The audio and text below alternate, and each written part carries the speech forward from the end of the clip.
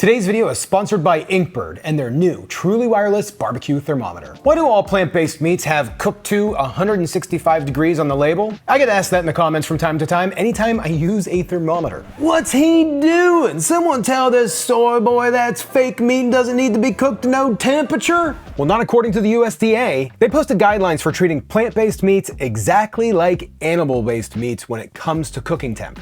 According to the USDA, quote, though not real meat, plant-based products may harbor the same pathogens. But in that same article, it states that to date, there have been no recalls or illnesses attributed to plant-based protein products contaminated with any of these pathogens. But they're still concerned about the potential risks, i.e. the safe handling temps on the label. They're simply playing it safe until we know more. Now that being said, there are loads of articles written by New York Times, Epicurious, and America's Test Kitchen that goes against this advice. Why you need to stop cooking plant-based meat like real meat. In that article, they actually quote America's Test Kitchen, 130 degrees is the ideal temperature to cook plant-based meats. Cooking them to 125 degrees is gonna leave you with a kind of soggy, pasty meat, nothing that's gonna be very appetizing. And cooking to 160 degrees, which is actually a little under the stated temperatures on the labels, they say is gonna dry them out and make them kind of chewy. And since most plant-based meats cook faster because the oil renders out quicker, they say maximum 2 to 3 minutes per side. These faster cooking times are actually reciprocated by Kenji Lopez Alt in a New York Times article where he describes how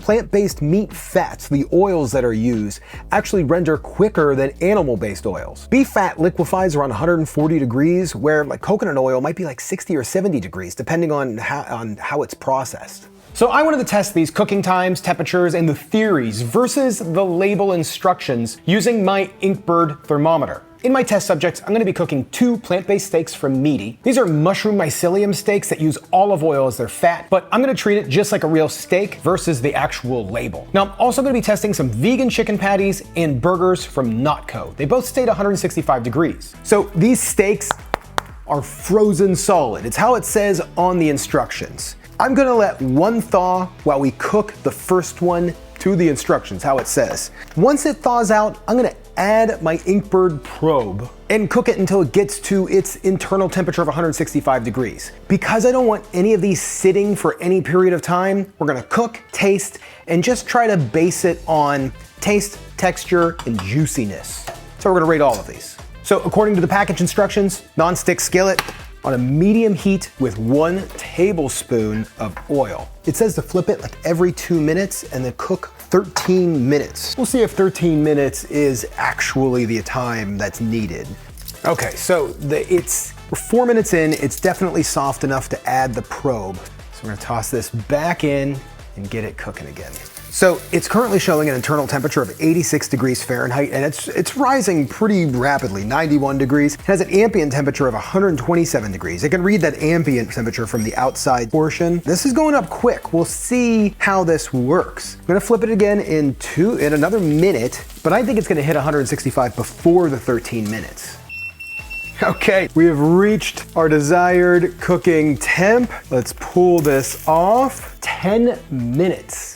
10 minutes, which is less time than it's gonna take for me to tell you about today's sponsor, the new Inkbird INT-11P-B, the truly wire-free thermometer. So this has been pretty amazing. It's super easy to use with a super simple setup on an easy app on my phone. And it's super sleek, about a 25-minute charge time in the case, 25-hour battery life at high temperatures, or a 7-day battery life at room temperatures. And the case itself is actually the charging dock. It's also a wireless repeater, so it extends the range to your phone by about 300 feet. And it's magnetic, so I just store it on the side of my fridge right next to my stove, so that way I have it whenever I need it. It's kind of a lifesaver. But all in all, I know I'm ranking food based on their temperatures in today's video, but if I were ranking the Inkbird, I would be giving it 11 on ease of use, on portability, on the app, on the design, the battery life. I love this thing. So gang, I know you're gonna love it too. Head over to the link in the description below to pick yours up today. Inkbird, thank you for sponsoring today's video and for providing me with this incredibly useful kitchen tool. I am loving it. Okay, so Monica's in a meeting. I am testing this first one on my own. So it's soft. Wow, it's really soft. But you can see the steak's cooked evenly all the way through. It looks really good. I have a feeling it's gonna be nice and juicy. I really do like the meaty steaks. It's nice and juicy. You can see the juice levels. So we're gonna do taste, texture, and juiciness. Juiciness, I'm giving this one, I mean, as of right now, it's a 10. I mean, this is a 10. Taste is also a 10, and texture is a 10. Super, super happy. So now I'm gonna take a thawed meaty. I'm gonna insert the probe because it's already thawed, toss it into the same pan, some new olive oil over a medium heat, and we're gonna cook it like a real steak. We're not gonna keep flipping it every 2 minutes. We're gonna cook it maybe 3-4 minutes on each side, and we're gonna cook it to a medium rare temperature, 130 degrees. It was also the temperature that was recommended by America's Test Kitchen. Let's see, does it juicier? Does it taste better? Does it have a better texture? So this one hit 130 degrees, finished in about 6 minutes. I'm pretty stoked about it. It looks super juicy, very similar appearance to be honest, but definitely looks juicier. Texture looks about the same. Yeah, definitely juicier. It's gonna get an 11 on the juice. Texture, wow. It's actually a little firmer. Absolutely an 11 on the juice. I mean, that is like wildly juicy. I think just not cooking it that extra bit of time, this was quicker, you know, I mean, it was only 6 minutes. Texture, taste, and juiciness, this all gets an 11. This is the way I would do it personally. Boom. Let's move on to our chicken patties. These are like spicy chicken patties. So happy about this. So happy about this. Okay, with the chicken patties, since you're supposed to cook them frozen, I'm gonna cook them as the package directions. Air fryer, 400 degrees, 6 to 8 minutes on each side, cooking to an internal temperature of 165 degrees, which happens to be the internal temperature of chicken anyways. That's the safe temperature that you're supposed to do. These say let sit for 2 minutes and enjoy. So we're gonna try this first one. I'm gonna toss it in. About halfway when it's done, I'm gonna pull it out, carefully insert the probe, toss it back in, and get it to 165 degrees. I wanna see if these directions actually get it to 165 degrees, or does it go higher?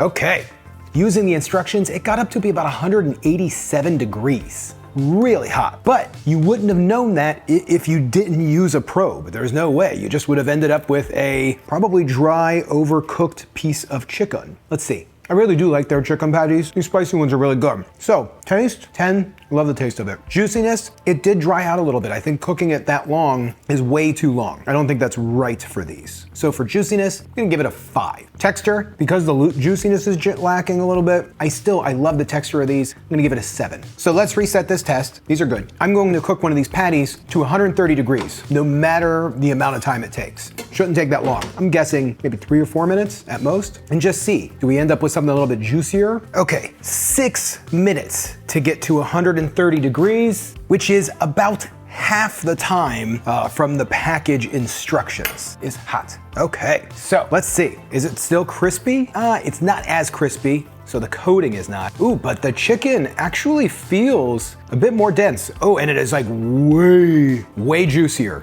So let's see here about the taste. More juice, more flavor. Yeah. So texture's a bit softer, still has a really good chew though, but because it's not dry, it actually has less of that like spongy taste that the first one I tried did. The crisp is gone from the batter, so that sucks. I wonder if cooking at a little higher temperature might help. So cooking it quicker might be better. You know, if you can cook it, if your air fryer goes way hotter, that might be the better thing to do. But it's so much juicier. That flavor is really there. Different mouthfeel too. The 130 degree version, even though I'm not 100% sure, I know it's probably not the safe way to do it, but it is the way that has been recommended on other things. I don't know what I would tell you on this one, but taste, texture, and juiciness is all gonna get a 10 on this one, for sure. All gonna get a 10. It's super good.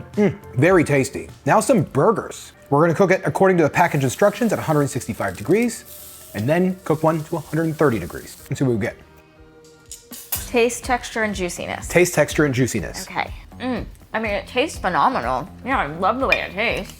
Yeah, I love this. It tastes like a burger. And it has the texture of a burger. Hold on, let me do it again. Let me take another bite. Yeah. I mean, it has very much of a burger texture. The outside is crispy, the inside is firm. It's not too juicy. That's the one thing it's missing, is the juiciness. Okay, so from 1 to 10, what would you give it on taste? Taste, I mean, it's really good.